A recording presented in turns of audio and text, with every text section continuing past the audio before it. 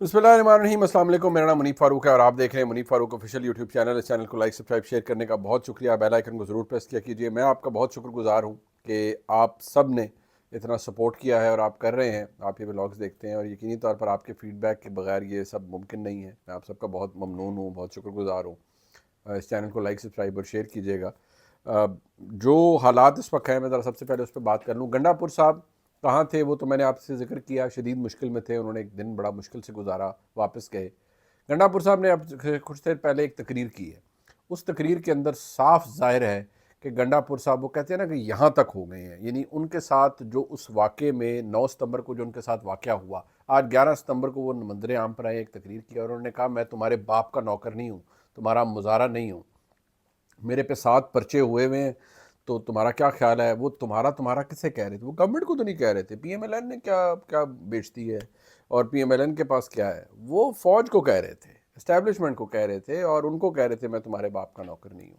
क्योंकि गंडापुर साहब ने जो तकरीर की उसके ऊपर बड़ा स्ट्रॉन्ग रिएक्शन आया। गंडापुर साहब को बड़ी मुश्किल पेश आई और इस्लामाबाद में वो जो बिल्कुल राब्ते के बगैर रहे, तो वो बड़े मुश्किल हालात में रहे और काफ़ी तकलीफ़ का सामना उनको करना पड़ा। ज़हनी उलझन भी बहुत ज़्यादा थी। ज़ाहिर बात है ना, जब आप अपनी मर्ज़ी के ख़िलाफ़ कहीं बैठे हों, बात तो यार 10 मिनट में हो जाती है। लेकिन जो इतना लंबा 8 घंटे उनका राब्ता, उनके स्टाफ का राब्ता किसी से नहीं, कोई पता नहीं किधर गए। इस्लामाबाद कौन सा कराची है जी कि इधर चले गए तो उधर चले गए, लेकिन फ़ोन मोबाइल तो हर जगह चलते हैं। वो जी जैमर्स जूमर्स, वो तो सारे लोगों को बताने वाली बात है। असल बात यह है कि गंडापुर साहब को बहुत ज़्यादा मुश्किल पेश आई है, बहुत ज़्यादा रेजिस्टेंस का सामना करना पड़ा है। लेकिन आज उनका गुस्सा नज़र आ रहा था। उन्होंने जेलर्स को भी कहा कि मुझसे पूछे बगैर अगर कोई बंदा वहाँ से निकाला है तो सॉफ्टवेयर अपडेट मैं करूँगा, और अगर सॉफ्टवेयर अपडेट करने का ही तरीका अपना लिया गया है तो फिर मैं भी करूँगा। और उन्होंने कहा है कि मैं इमरान खान के नज़रिए के साथ खड़ा हूँ।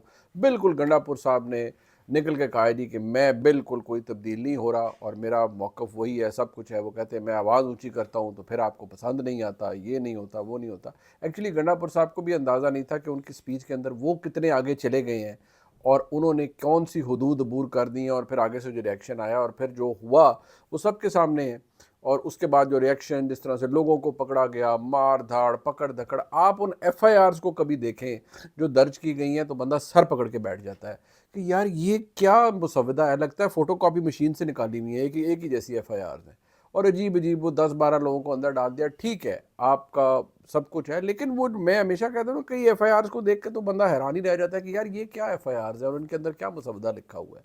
लेकिन क्योंकि लड़ाई है, और जैसे मैं कहता हूँ कि अंधी लड़ाई है, अंधी लड़ाई होती है जिसका कोई इख्तिताम, आपको दूसरा सिरा नज़र नहीं आ रहा होता। बस यही हो रहा होता है कि जी आप जा रहे हैं, लड़ी जा रहे हैं, लड़ी जा रहे हैं। अब यही हुआ कि लोग अलग अरेस्ट हुए। वो जी हमने इंक्वायरी ऑर्डर कर दी है, फलान ऑर्डर कर दिया। वो क्या बेसिकली इंक्वायरी होनी थी जी? गुस्सा ठीक ठाक था, उन्होंने जलसे के रूल्स जी वायलेट किए। अरे भाई, जलसे के रूल्स वायलेट हो गए, थोड़ा कुशन दे दें, कुछ कर दें, लेकिन नहीं, सख्ती इतनी ज़्यादा है और उसके नतीजे में जो कुछ हुआ वो सबके सामने है।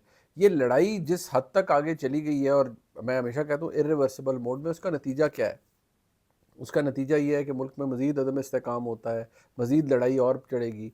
एक बात मुझे आज क्लियर हो गई है गंडापुर साहब की तकरीर सुनने के बाद, जो अब से कुछ देर पहले उन्होंने की है वो, और इस्टेब्लिशमेंट जिस जगह पर ये चला गया मामला, मुझे गंडापुर साहब की हुकूमत ज़्यादा अरसे तक खैबर पख्तूनख्वा में नज़र नहीं आती। वो इसलिए कि एक होता है ना कि कोई वो होते नहीं, वो एक इस्तेलाह इस्तेमाल की जाती है, सॉफ्टवेयर अपडेट हो गया। फिर इधर गंडापुर साहब आए हैं, 8 घंटे रगड़ा खा के गए हैं, वापस गए हैं। उन्होंने फिर दंदनाना शुरू कर दिया। उन्होंने फिर वही मौक़िफ़ जो पीटीआई और इमरान खान साहब का है कि ऐसी की तैसी, मैं बाप का नौकर नहीं हूँ, ये नहीं हुआ। ये एक क्लियर मैसेज है इस्टेब्लिशमेंट को भी, हर जगह कि नहीं, मैं ठीक है, आपने मेरे साथ जो करना था कर लिया, लेकिन मैं अपनी जगह से नहीं हिल रहा, मैं इमरान खान के साथ खड़ा हूँ और वो सब कुछ है। इमरान खान के साथ तो वो पहले ही खड़े थे गंडापुर साहब, और उन्होंने कोई ऐसी वो नहीं की। इतनी उन्होंने जो तकलीफ़ बर्दाश्त की, सारा कुछ किया, ज़हनी अजियत बर्दाश्त की, वो वापस गए हैं। ज़ाहिर बात है उन पर बड़ा गुस्सा निकाला गया है। अब उन्होंने ये रिएक्शन दिखाया कि भाई नहीं, कुछ भी हो जाए, आप जो मर्ज़ी करें, मैं नहीं छोड़ूंगा किसी को और मैं अपनी जगह खड़ा हूँ। तो ऐसे हालात में ऑप्शंस क्या बचती हैं? ऑप्शंस यही बचती हैं, दो ही हैं। एक ये कि गंडापुर साहब के ख़िलाफ़ तहरीक अदम एतमाद है, वो आ नहीं सकती क्योंकि मेजॉरिटी उनके पास है। दूसरा ये है कि उनको अगर किसी केस में सज़ा हो जाए, वो अब सज़ाएँ तो आपको पता है जब होनी हो तो फिर हो जाती हैं, तो फिर ये शायद ये तरीका है। लेकिन वो भी میں سمجھتا ہوں کہ کوئی جمہوری طریقہ شاید نہ ہو کہ جی آپ زبردستی کسی کو سزا دلوا دیں، لیکن یاد رہے وہ جو ایک کیس ہے ان کے خلاف، وہ شراب کی بوتل والا اور وہ سارا اور وہ سب کچھ، وہ تو چل ہی رہا ہے اسلام آباد پنڈی کے اندر، اسلام آباد کے اندر. تو بہت ساری چیزوں میں تو بہت کچھ وہ بھی ہو سکتا ہے. اور پھر دوسرا طریقہ کار یہ ہے جی کہ وفاق کچھ ایسا کرے یا ایمرجنسی پروویژنس کو انووک کیا جائے، جسے گورنر رول کہتے ہیں. بیسیکلی تو وہ ایمرجنسی پروویژنس ہے نا، وہ انووک کی جائیں اور یہ گورنر رول ٹائپ کوئی چیز لگا دیں. لیکن وہ بھی اتنا آسان نہیں ہے، اس کے لیے بہت زیادہ سیاسی کیپٹل، ریاستی کیپٹل چاہیے اس کام کو ایکسرسائز کرنے کے لیے. اتنا آسان یہ کام نہیں ہے.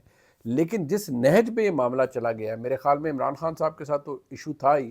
اب گنڈا پور صاحب کو جو وہاں پر تقریر انہوں نے کی، انہوں نے بھی بہت حدودیں پھلانگ دی، بہت سی حدود پھلانگ دی اور بہت آگے چلے گئے. گنڈا پور صاحب بھی وہ آگے چلے گئے. تو جتنا سٹرونگ ریئیکشن آیا ہے، اب وہ ایک دو دن تو گنڈا پور صاحب منظر عام سے غائب رہے ہیں. مجھے لگتا ہے کہ ان کو پارٹی کے لوگوں نے، ان کی فیملی نے، بھائی نے، سب نے، انہوں نے یہی کہا ہوگا کہ یار اس طرح تو بڑی بدنامی ہے. لوگوں کو یہ لگے گا کہ علی امین گنڈا پور دب گئے ہیں اور یہ تو نہیں ہو سکتا، آپ کی تو بڑی جاہو جلال والی طبیعت ہے. تو میرا انالیسز یہ ہے کہ گنڈا پور صاحب نے کہا ہے کہ یار ٹھیک ہے، میں خوار تو ہوں ہی ہوں، تو لیٹس گو ڈاؤن فائٹنگ. میں اب لڑتے ہوئے ہی جاؤں گا، لڑتے ہوئے ہی، جیسے ہوتا ہے نا لیٹس گو ڈاؤن فائٹنگ، کوئی بات نہیں، میں آخری وقت تک لڑوں گا. تو وہ گنڈا پور صاحب نے آج یہ ریزنٹمنٹ شو کی ہے، میسج شو کیا ہے اسٹیبلشمنٹ کو کہ میں بالکل آپ کی کسی بات سے نہیں ڈرا، میں بالکل اپنی جگہ موجود ہوں. اور آپ دیکھیں، میں اب یہ کہنا کہ تمہارے باپ کا نوکر نہیں ہوں، تو یہ وہ وزیر اعظم پاکستان کو تو نہیں کہہ رہے، یہ تو وہ اسٹیبلشمنٹ کو کہہ رہے ہیں. تو اب دیکھنا یہ ہے کہ اس کے بعد نیکسٹ لیول کیا ہے، نیکسٹ لیول لڑائی کا کیا ہے. کیونکہ یہ لڑائی اب آہستہ آہستہ آہستہ آہستہ اس جگہ چلی گئی ہے. عمران خان صاحب نے بھی کہا کوئی رابطہ نہیں. بھئی رابطہ فرینکلی بات ہے عمران خان صاحب سے تو کر ہی نہیں کوئی رہا تھا، اس لیے غصہ بھی بڑھ رہا تھا عمران خان صاحب میں. وہ جلسے والا یہ ہو گیا، وہ ہو گیا. پی ٹی آئی نے بھی وہی کیا نا، ابھی جلسہ یار آپ کو اسٹیبلشمنٹ کہہ رہی ہے جی انہوں نے ہمیں این او سی دلایا، ٹھیک ہے، وہ یار آپ جا کے لتاڑ دیں حکومت کو. وہ اسٹیبلشمنٹ کو ٹیک آن اگر آپ نے کرنا ہے تو اشاروں کناروں میں کریں کہ جیسے کہ جی جن لاڈلوں کو آپ لائے ہیں یہ کر دیں گے، وہ کر دیں گے، یہ نلائق ہیں فلان، جو مرضی آپ طریقے سے آپ بہت سی باتیں کہہ سکتے ہیں. آپ جس جگہ پر چلے گئے ہیں اور اوپر سے ترم تماشا یہ کہ آپ کہہ رہے ہیں کہ فیض تو آپ کی پروڈکٹ تھی، تو بھائی جنرل فیض سے فائدہ کس نے اٹھایا تھا؟ بغلیں کون بجاتا تھا جنرل فیض کے؟ جنرل فیض کی طاقت استعمال کر کے بغلیں کون بجاتا تھا؟ آپ لوگ ہی تو بجاتے تھے، پی ٹی آئی والے، سارے تحریک انصاف والے. او دیکھو فلانے کو آج ہم نے ٹائٹ کر لیا، او دیکھو فلانے کو ڈسکوالیفائی آج کرا دیا. ایسے تو آپ لوگ شرطیں لگا کے آپس میں کام کرتے تھے. وہ دیکھنا نواز شریف ابھی 5-0 سے جائے گا، وہ کیسے سارے جج اس کے خلاف فیصلے دیں گے. سیلیبریٹ کیا انہوں نے حکومت سے پہلے بعد میں، دیکھو ابھی ان کی کیسی ٹائٹ ہوتی ہے، ابھی حکومت ہماری آتی ہے.